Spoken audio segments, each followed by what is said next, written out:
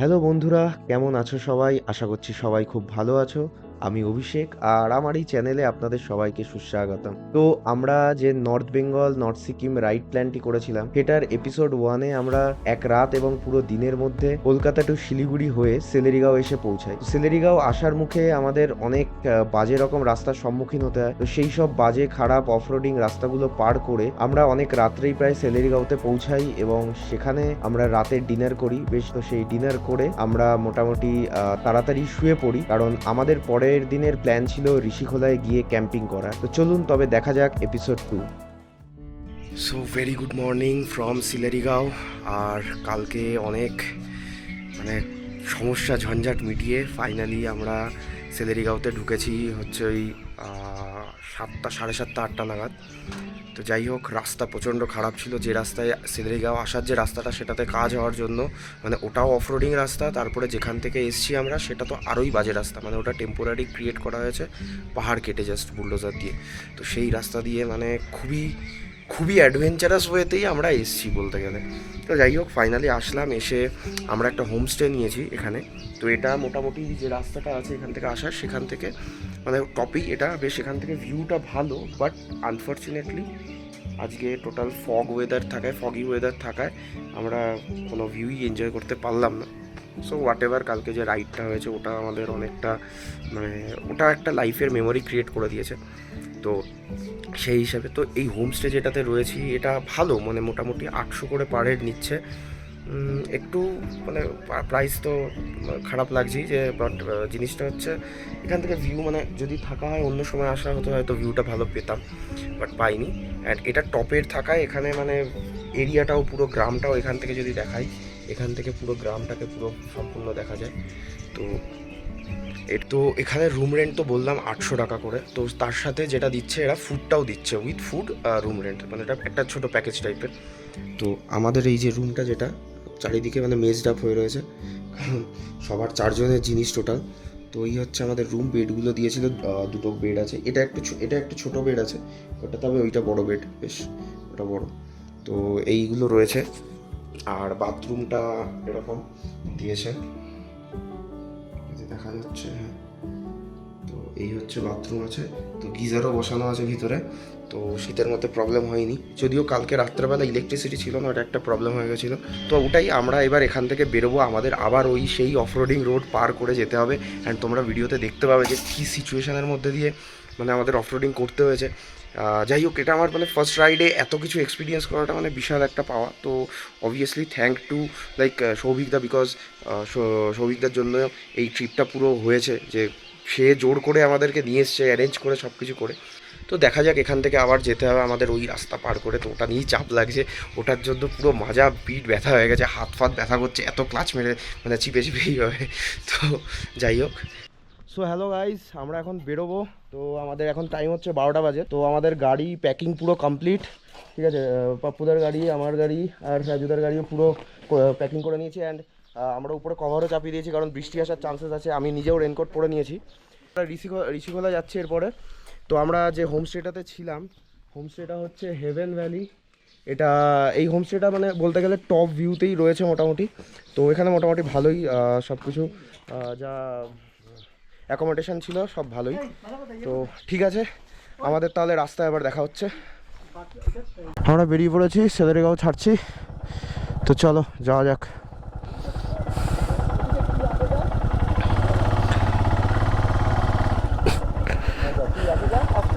হ্যাঁ হ্যাঁ হ্যাঁ,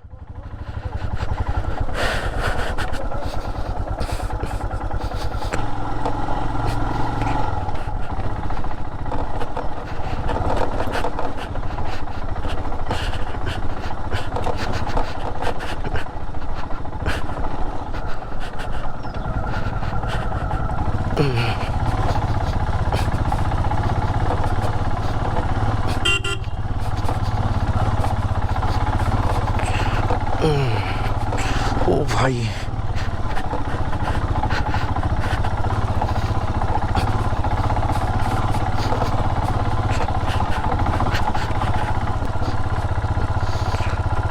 একটুখানি ছিল। ভাই ভাই ভাই ভাই ভাই ভাই ভাই সব ভাই সব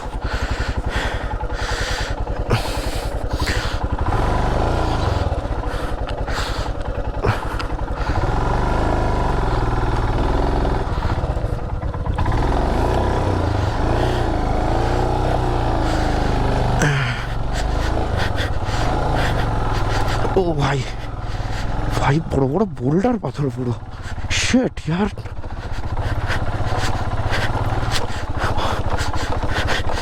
ও শিট ভাই, ভাই সাহব।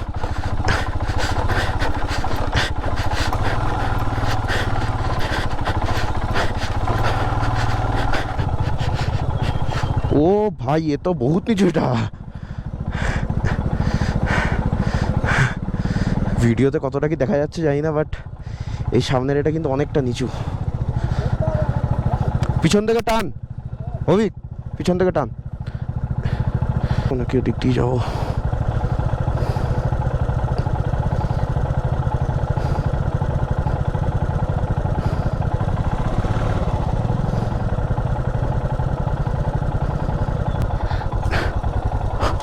Shit shit shit, oh shit, ओ भाई,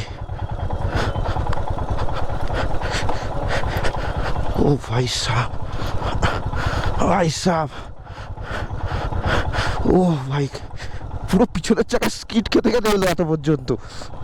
শিট, ও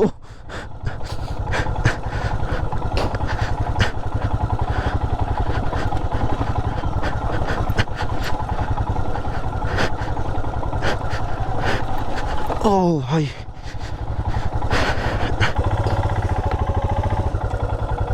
অভিক আসুক। দৌড়া দৌড়া, সকালবেলা ঘুমিয়েছিস এতক্ষণ কি জন্য? তাড়াতাড়ি দৌড়ে দৌড়ে যা। ট্রেক করছিস তুই, তুই তো ট্রেকে এসছিস।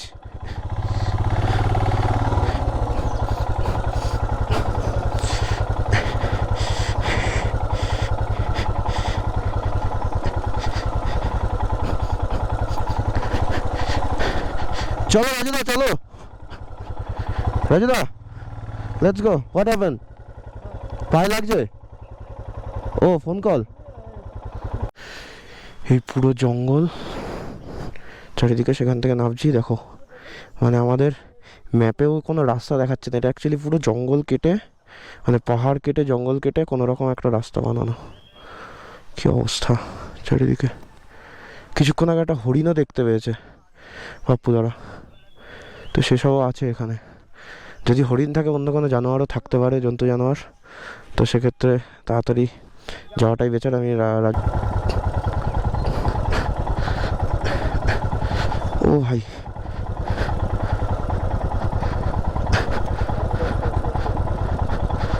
হয়ে গেছে হয়ে গেছে হয়ে গেছে, সুন্দর, ইজি ইজি। প্রায় রাস্তার কাছে এসে গেছি। এই তো আমরা আমাদের ডেস্টিনেশনে চলে এসেছি প্রায়। ও হো ভাই, শান্তি। আজকে তাও মনে হচ্ছে কম কষ্ট হয়েছে, আজকে কম কষ্ট হয়েছে মনে হচ্ছে নাকি? অভিক, ট্রেক করতে করতে চলে আয়।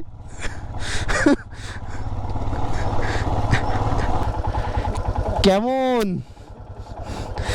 আসছে আসছে? ও তো ট্রেক করছে না, আমরা তো না অফরোডিং করছি।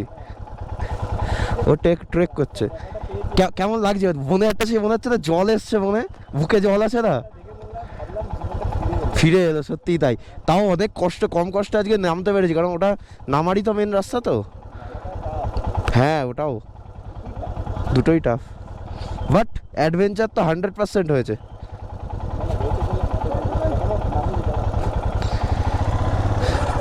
এ এখনো ওই সামনে থেকে ঘুরে নামতে হবে। কে, আমি আগে যাবো? ঠিক আছে। ও বাপরে বাপরে বাপরে, ও ভাই,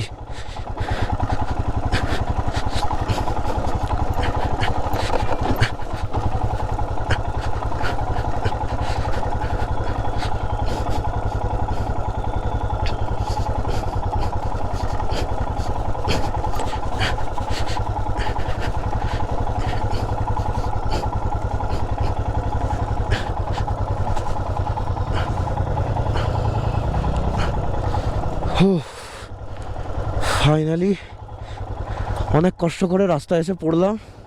সামনের ব্রেক মারো না, সামনের ব্রেক মারো না। সাধন, অসাধ্য সাধন। তো এরপরে আমরা এই সবুজে ঘেরা অপূর্ব শান্ত পরিবেশকে উপভোগ করতে করতে নিজেদেরকে একটু জিরিয়ে নিলাম। তারপরে আবার নিজেদেরকে চার্জ আপ করার জন্য একটু গান চালিয়ে নাচানাচিও করে নিলাম। এবং নাচানাচির পর আমরা বেরিয়ে পড়লাম আমাদের ডেস্টিনেশন ঋষিখোলার দিকে। আমি 559 560 মতো পেট্রোল ভরিয়ে নিলাম। আমার ট্যাঙ্ক ছিল বেশ অনেকটাই ছিল, বাট একটু ভরিয়ে নিলাম কারণ কোথায় কি পাবো জানি না। গাড়িটার গলায় একটা প্রবলেম হচ্ছিলো, ডক ডক করছিলো, তো ওই জন্য এই বল রেসারটা টাইট দিলাম, দিয়ে এবার আমরা বেরোবো। তো মিডিলে পেডং বাজারে যাব, যেখানে চিকেন পাওয়া যাবে, চিকেনটা নেবো। আমরা পেডং বাজার থেকে চিকেন আর রান্না করার যা যা যাবতীয় সবজি অ্যান্ড মশলা সেগুলো কিনে নিয়েছি। এবার আমরা ডাইরেক্টলি আর কোথাও দাঁড়াবো না, সেরকমই প্ল্যান আছে, গিয়ে ঋষিখোলায় ঢুকবো। কারণ আমাদের ওখানে দেখতে হবে ক্যাম্প সাইট কোথায় পাওয়া যায় প্রপার, সেটাও একটা ম্যাটার। তো চলো যাওয়া যাক। সেলেরিগাঁও থেকে ফেরার পথের যে রাস্তাটা, সেটাও অসাধারণ, বেশ চওড়া রাস্তা, সুন্দর লাগছে বেশ। এখানে বেশ জোরেই চালানো যাবে। আর আমাদের দেখাচ্ছে আর 14 কিলোমিটার, তো আই গেস বেশিক্ষণ লাগবে না, আমরা কিছুক্ষণের মধ্যেই পৌঁছে যাব।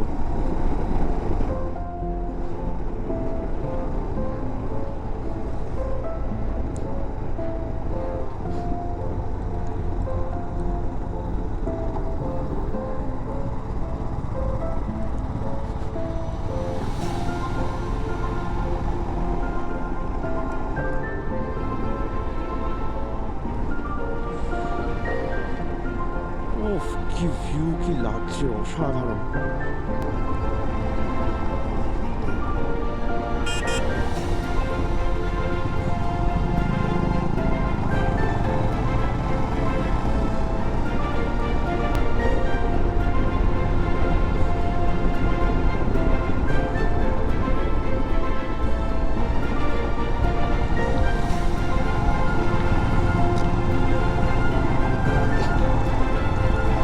গাড়ির তলায় ছোটো ছোটো স্টোন চিপ পড়লে গাড়ি মাঝে মাঝে স্কিড খেয়ে উঠছে।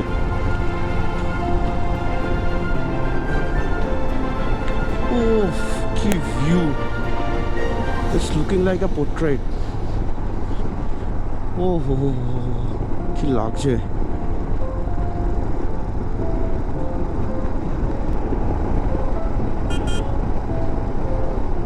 ও ভাই, কি ভিউ, কি ভিউ, ওয়াও ওয়াও।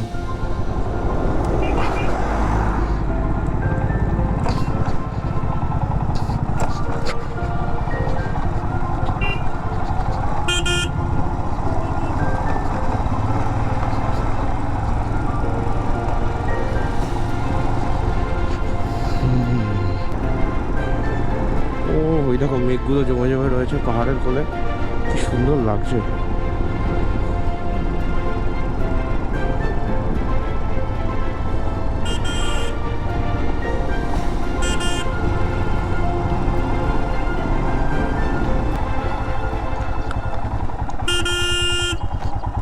জায়গাটা খুব চাপের জায়গা যে।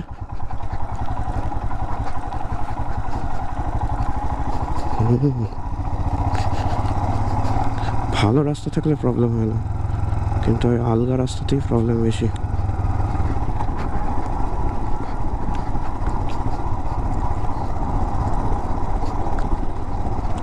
ক্যাচকুচ ক্যাচকুচ করে আওয়াজ করছে গাড়িতে, কি ভেঙে গেছে কে জানে।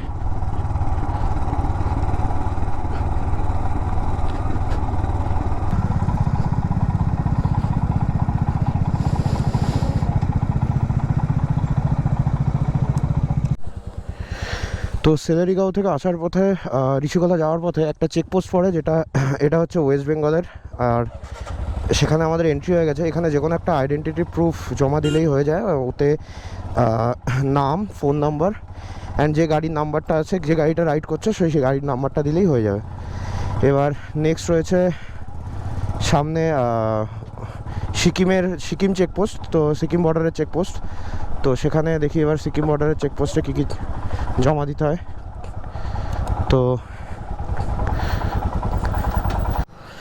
তো সিকিম চেকপোস্টে আমাদের একটা আইডেন্টিটি প্রুফ অ্যান্ড সেম ওয়েতে নাম অ্যান্ড ফোন নাম্বার, গাড়ির নাম্বার আর কোথা থেকে কোথায় যাচ্ছি সেটা লিখে জমা দিয়ে দিয়েছি।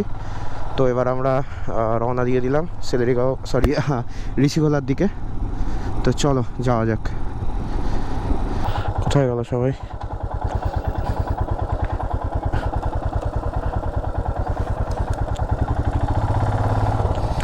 এটা দিয়ে বেসিক্যালি নামতে হবে। ও কি ভিউ, কি সুন্দর ভিউ। মনে হচ্ছে হালকা সালকা অফরোডিং। আমার গাড়িটাতে কচকচ করে যে কিসে আওয়াজ করছে আমি বুঝতে পারছি না। যাই হোক, কিছু খুলে না পড়ে যায়। এটাই যা ভয় বাবা, এটা পুরো একদম ডাউন স্লোপ। বাপরে বাপরে, গাড়ির চাকা স্কিড খাচ্ছে। Shit shit shit shit.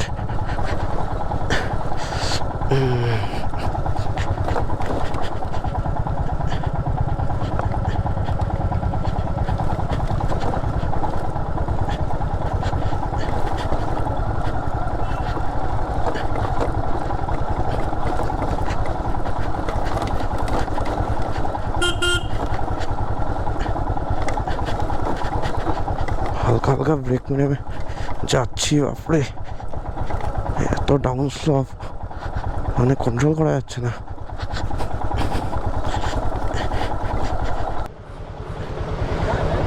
ऋषि खोला जाएंगे, कैंपिंग करना है। किधर? वो वाले रास्ते से चले जाए, नीचे जाना है रिवर साइड, वो वाला रास्ता ना। ठीक है, थैंक यू।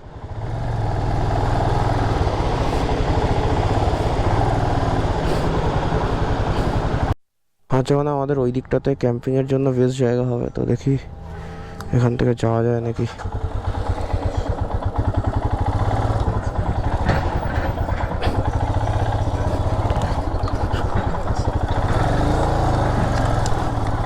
ও ভাই,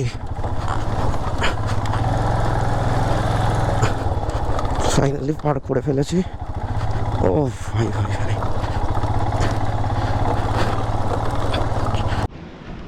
তো আমরা ঋষিখোলাতে যাওয়ার মানে ঋষিখোলায় চলে এসেছি। তো ওখানের একটা জায়গায় আমরা টেন্ট করবো, সেই জন্য মানে ক্যাম্পিং করবো, সেই জন্য একটা জায়গা দেখছি। তো সামনে রাজুদা বাপুদা অভিক গেছে, তো ওরা গেছে। আমার শরীর প্রচণ্ড টায়ার্ড লাগছে, কারণ আমি কালকে রাতেও ঘুমিয়েছি, কমই ঘুম হয়েছে আমার, আরও কিছুক্ষণের ঘুমের দরকার ছিল। তো তার জন্য আমি গাড়িতেই বসে রয়েছি।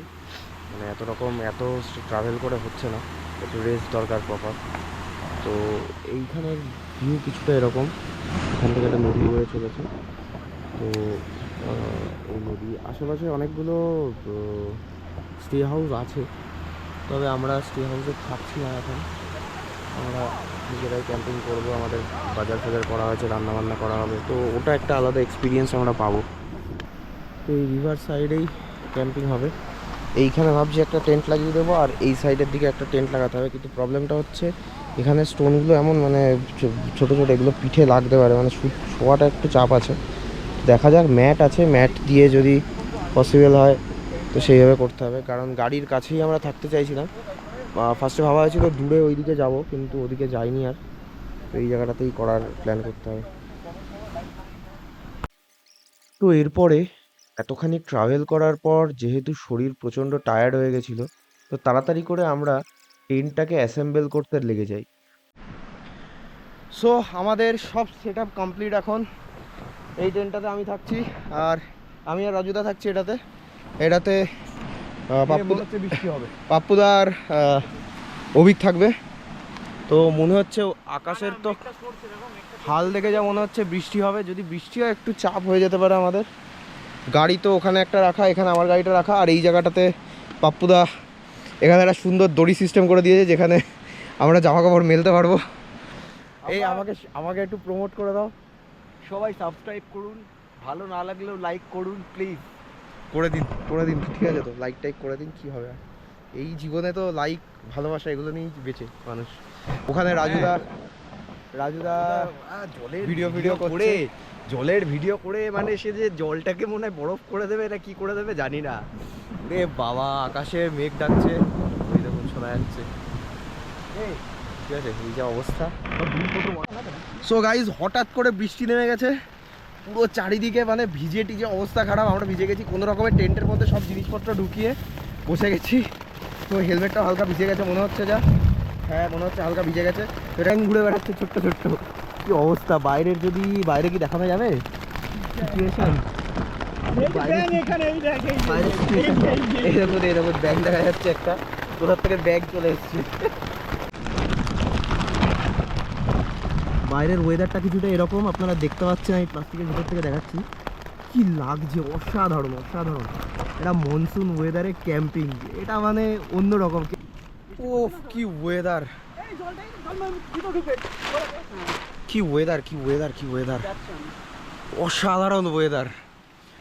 একেই বলে মনসুন ক্যাম্পিং, তাই তো?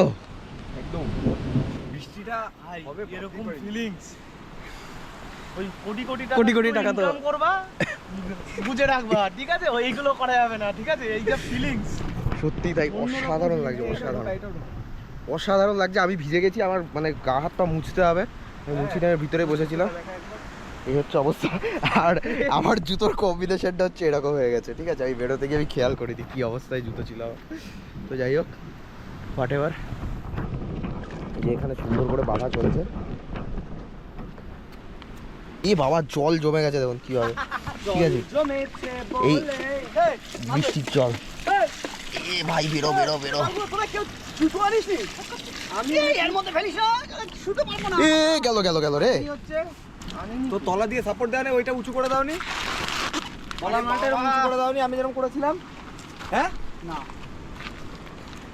তলা দিয়ে কোনো ইয়ে দেওয়া নেই, তো সেটা কিরকম উঁচু করে দাওনি?